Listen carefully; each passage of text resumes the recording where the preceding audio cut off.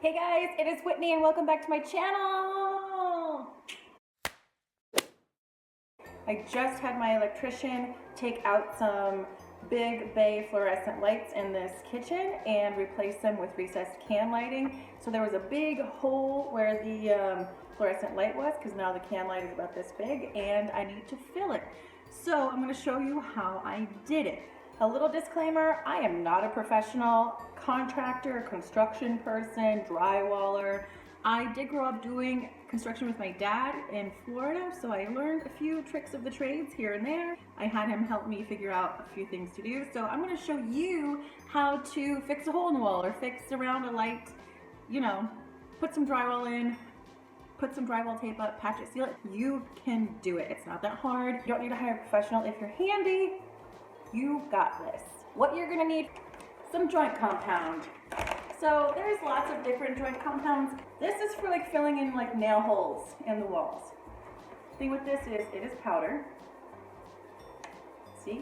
The good thing about this is you want to use this first because it'll turn into like a rock. The other joint compound is not as hard as this. It doesn't set as hard as this one. So when you're buying a powder joint compound, keep in mind the number here is how many minutes it takes to set. Get one that's kind of like middle of the road. I think there's a 20-minute one and then like a 90-minute one. There's usually like a 30 or 45-minute one. Get the one that's kind of middle of the road so you have a little bit more time to work with it. If you're a professional, use the fast one. If you know you're gonna be really slow, use the slow one. But a tip when working with this is only mix what you're gonna use in like the next 10 minutes because it gets hard pretty quickly. That's what she said. I don't have any water at the house, so I'm using just regular jug water. So you're gonna need something to mix it in. You know, this is a little plastic one, they have metal ones, and then you need some trowels. This needs to be cleaned. You're gonna want a metal one, and then you're gonna want maybe a plastic one to put your joint tape on. Shoot! It's starting to get hot in here. So then you're gonna need some joint tape. There's the paper tape, and then there's fiberglass mesh tape. I was using the paper tape because I forgot I bought the fiberglass mesh tape. This would probably have been better, but you know, do what you can do. I had to put little pieces of wood to screw into because there wasn't really anything to screw the extra piece of drywall into. I put my drywall up, I cut a little hole for the light, and then you're gonna put one thick coat of your drywall mud on, put your tape on, another coat, let that dry, another coat of the thick drywall compound, and then you're gonna sand that down and then go in with the finer drywall mud. And then when you get to sanding, definitely wear a dust mask. That is graded for drywall dust. I love these little drywall masks. They're from 3M. I got them from Amazon. Make sure you have some safety goggles. These are really dirty. These are a must, especially if you're working on the ceiling and overhead, because all of that stuff is going to be falling right down into your little eyeballs, and that's not good. Vogue. These little sanding blocks are great. There's one that's tapered so you can do the finer corners, and there's just a little rectangle. So pick up a couple of each, and you'll be good to go. That's it. Oh yeah, you need your drywall and drywall screws. Don't forget that. I have a headband now. My hair, I don't have any bobby pins up at this house. I have a hair tie, but when I put my hair up, it kind of gives me a headache, so it is down. But now, I have a headband. Yes! Alright, so keep in mind, I am not a professional. I kind of know what I'm doing. I'm mostly winging it, so let's find out how this goes. Let's get renovating. Let's get renovating. Let's get renovating. And put some drywall in. Okay, so now the whole world can see how much of a dork I really am. Let's get down to business. If you are filling in a large hole in the drywall, you're going to need something to screw the new drywall to. I cut down some pieces of 1x4 to use as toenailers, nailers, I'm not really sure what they're called. I left the nailers about 2 inches longer than I needed on each side so I could place a few screws in the existing drywall. This will give you a secure piece of wood to screw your new piece of drywall to. When measuring for where to cut out the circle for your can, make sure that you keep your measurements consistent and from the same side.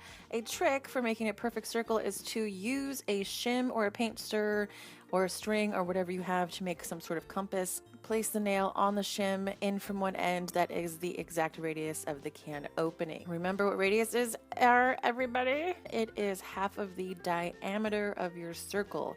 When you do this, this will give you the exact circumference of the can or the opening that you're trying to leave.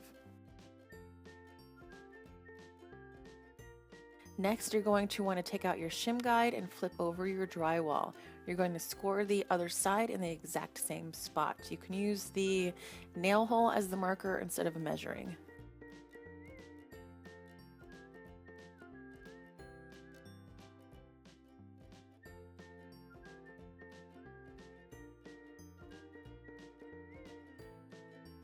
You may want to deepen the cut a little bit more to make it easier for the circle to pop out.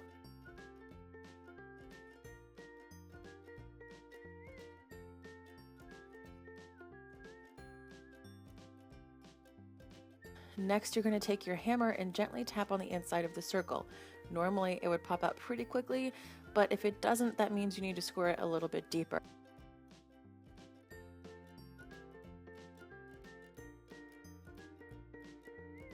It took me a minute to figure out that the blade of my utility knife was broken, so I just had to go back in and dig a little bit deeper.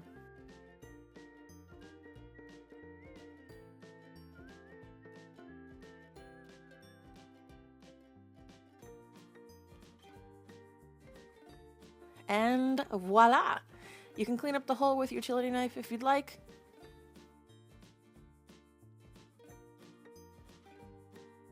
I added some extra insulation while I had the opening in the ceiling. You don't have to do this if you don't need it. If you do use insulation, make sure that the can that houses the light is able to have insulation near it. Now it's time to put up your drywall.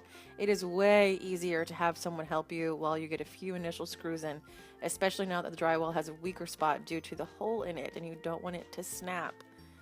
Go ahead and put a few screws in the nailers you previously installed and boom, onto mudding. Again, mix only what you are going to use within the next 10 minutes because this stuff sets up pretty quickly.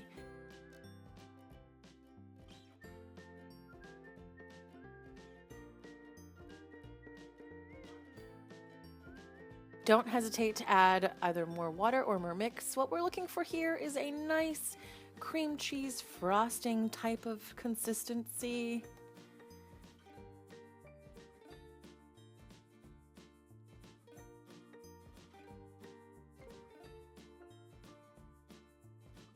Now you're going to put your first layer of joint compound or mud on. Be generous, but don't be sloppy. The sloppier you are now, the more work you create for yourself later on down the road.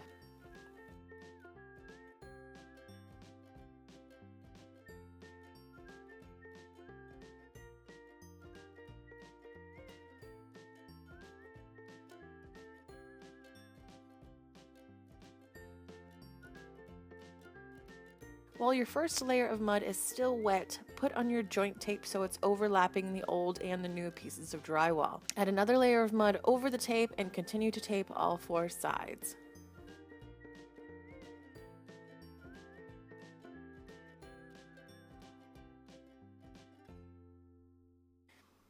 Once that sets up and fully dries, you can add another layer of mud, and once that dries, you're going to add even another layer of mud.